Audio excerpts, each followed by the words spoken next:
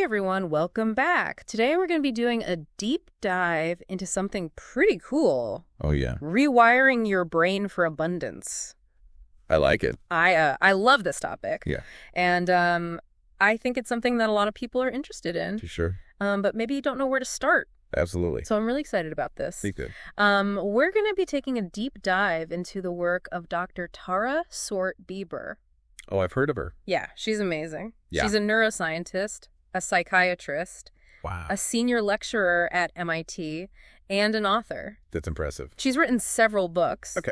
And she's just a wealth of knowledge when it comes to the brain and how it works. So she's our guide for rewiring for abundance. Yeah, exactly. Wow. So I thought maybe we could start with, the basics. Yeah, sure. Like, what is neuroplasticity and why is it so important? Okay, so neuroplasticity, it's kind of a big word, but it basically means that your brain can change throughout your entire life. It's not fixed. Right? It's not like a computer that you just, you get it and it's done. You just can't upgrade it. You can't upgrade it, no. On our brains. But your brain is constantly changing and adapting based on your experiences and your thoughts and your actions.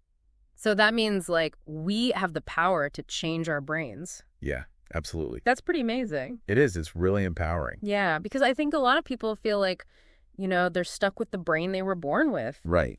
And that's just not true. Not at all. So Dr. Swart-Bieber talks about how she's noticed a shift in her students at MIT over the years. Oh, really? Yeah, she said that 10 years ago, her students were very hesitant to use intuition when making big decisions, Interesting. like hiring or firing someone. Yeah, that makes sense. But now she's seeing more and more students who are embracing the power of intuition.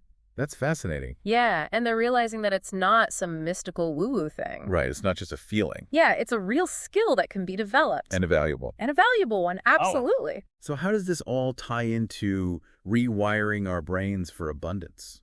Well, I think it all starts with understanding that our brains are constantly changing. Okay. And that we have the power to influence that change. So we can intentionally rewire our brains for success.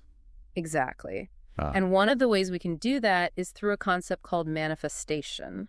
Now, that's a word that gets thrown around a lot. Yeah, it does. What does Dr. Swart-Bieber have to say about manifestation? Well, she's very clear that she's not talking about some kind of magical thinking. Okay, good.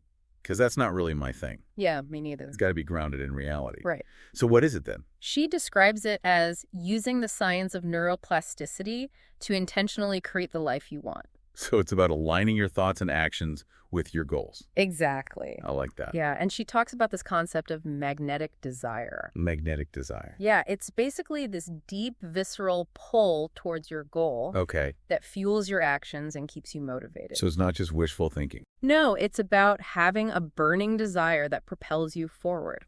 I can see how that would be powerful.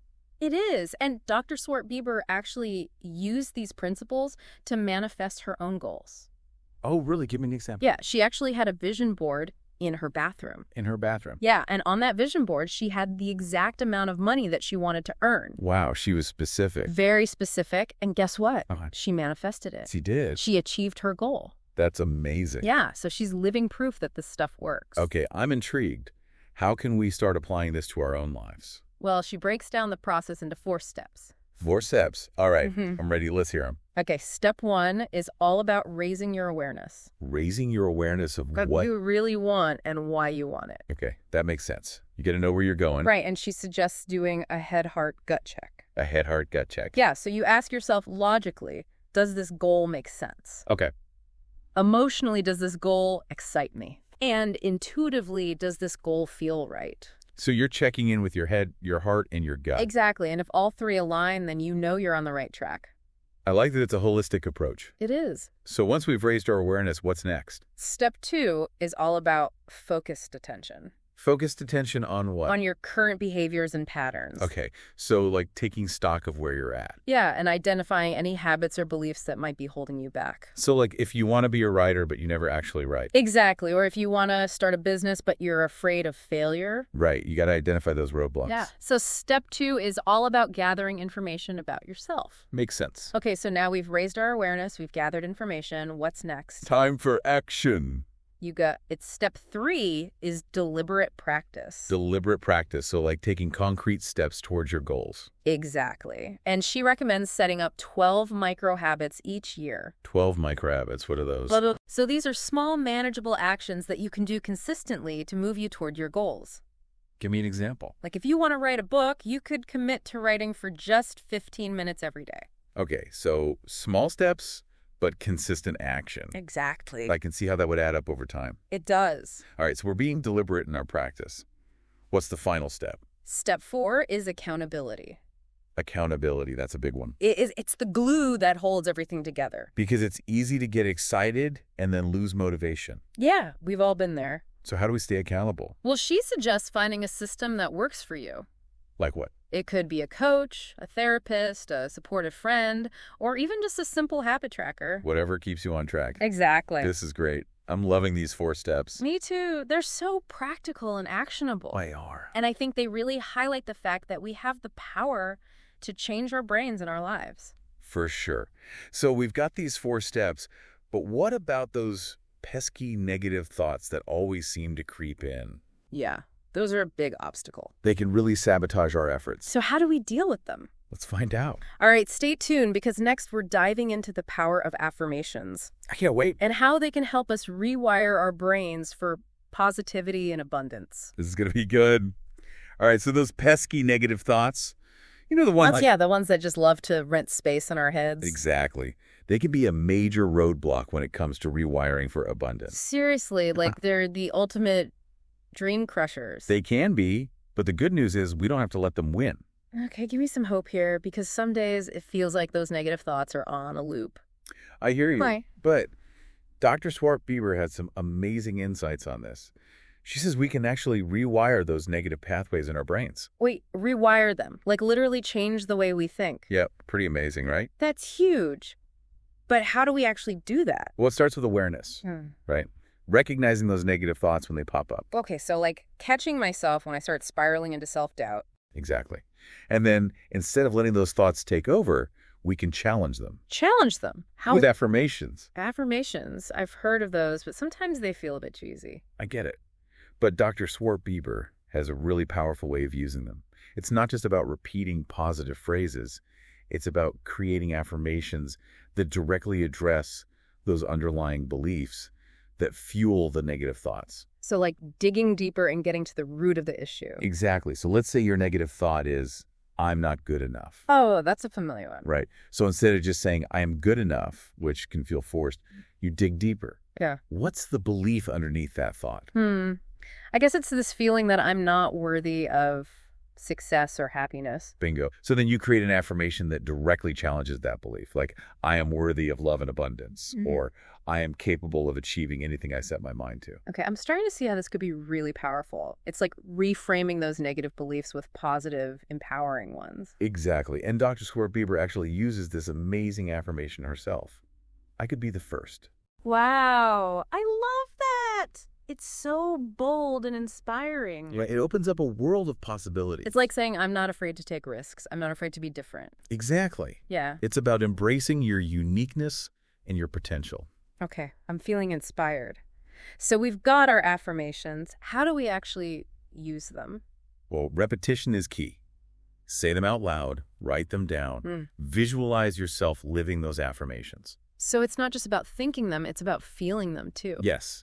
The more you can embody those affirmations, the more powerful they become. And over time, those new neural pathways start to form and those negative thought patterns weaken. Like creating a new mental highway for positivity and abundance. I love that analogy. So we're rewiring our brains with affirmations. What else can we do to boost this process? Well, remember those vision boards we talked about earlier? Oh, yeah, the ones that Dr. Swart-Bieber calls action boards. Exactly. They're not just about wishful thinking. They're a powerful tool for visualizing your goals and keeping them top of mind.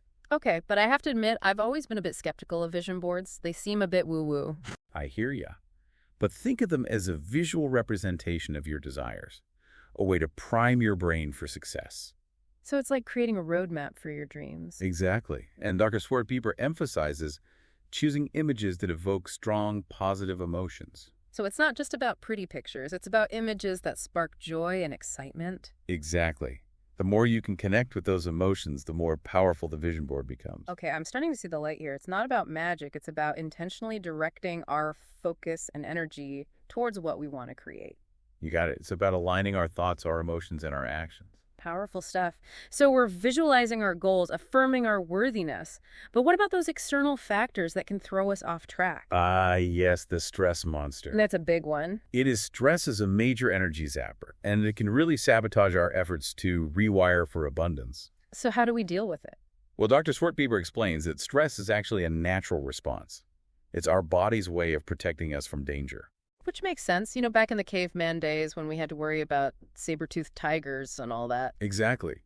But the problem is our brains haven't quite caught up to modern times. Yeah, we're still reacting as if every deadline or email is a life-or-death situation. Pretty much. And that constant state of stress can wreak havoc on our bodies and minds. Yeah, stress is definitely not our friend when it comes to abundance. Not at all. So we need to find ways to manage it. What are some of Dr. Swartbeber's recommendations? Well, she's a big advocate for mindfulness practices like meditation and deep breathing. Those are great for calming the nervous system. They are. And she also emphasizes the importance of spending time in nature. Yes, nature is so restorative. It is. It's like hitting the reset button on our brains. Okay, so we've got mindfulness, nature. What else can we do to combat stress? Well, Dr. Swartbeber also talks about the importance of addressing the root causes of stress. So it's not just about managing the symptoms, it's about identifying and dealing with the underlying issues. Exactly. Like if your job is causing you chronic stress, maybe it's time to consider a career change. Or if your relationships are draining you, maybe you need to set some boundaries. Right. It's about taking control of your life and making choices that support your well-being. This is so important. I think a lot of people just accept stress as a normal part of life. And it shouldn't be. We deserve to live abundant, joyful lives free from chronic stress. Absolutely. So we've covered a lot of ground today, from affirmations and vision boards to stress management. It's amazing how interconnected all of these things are. It is. It's all part of the rewiring process. And there's one more fascinating piece of the puzzle that we need to explore. Oh, yeah. What's that? Intuition. Intuition. Now, that's a topic that's often shrouded in mystery. It is. But Dr. Swartbeber has some incredible insights on how to tap into this inner wisdom. I can't wait to hear them. Okay, so we've talked about neuroplasticity manifestation affirmations, vision boards, stress management. It's been a lot. It has been a whirlwind tour of the brain. But there's one more piece of the abundance puzzle that we need to talk about. Ooh, and what's that?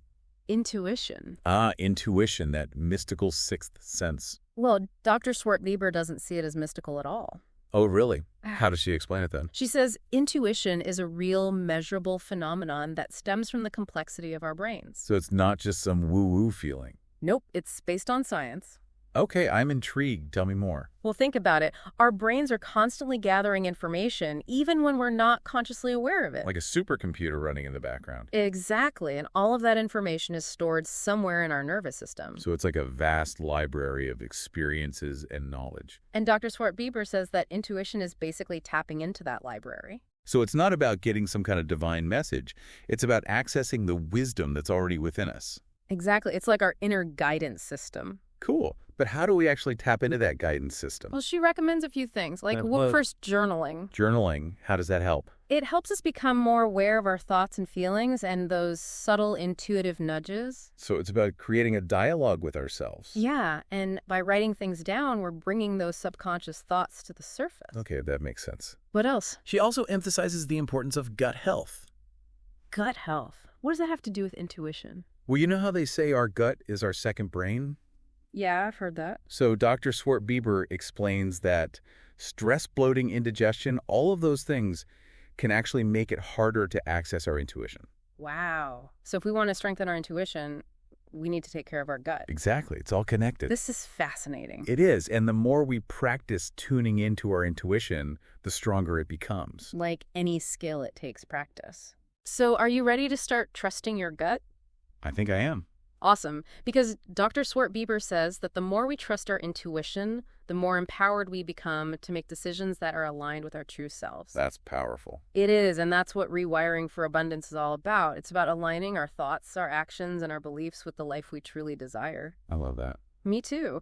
And I think we've covered some amazing tools and techniques in this deep dive. We have Dr. Swart-Bieber's work is so inspiring. It is, and I hope our listeners feel empowered to start applying these principles to their own lives. Me too. Remember, everyone, you have the power to rewire your brain for abundance. And don't forget to trust your gut. Absolutely. Thanks for joining us on this incredible journey. Until next time, happy rewiring.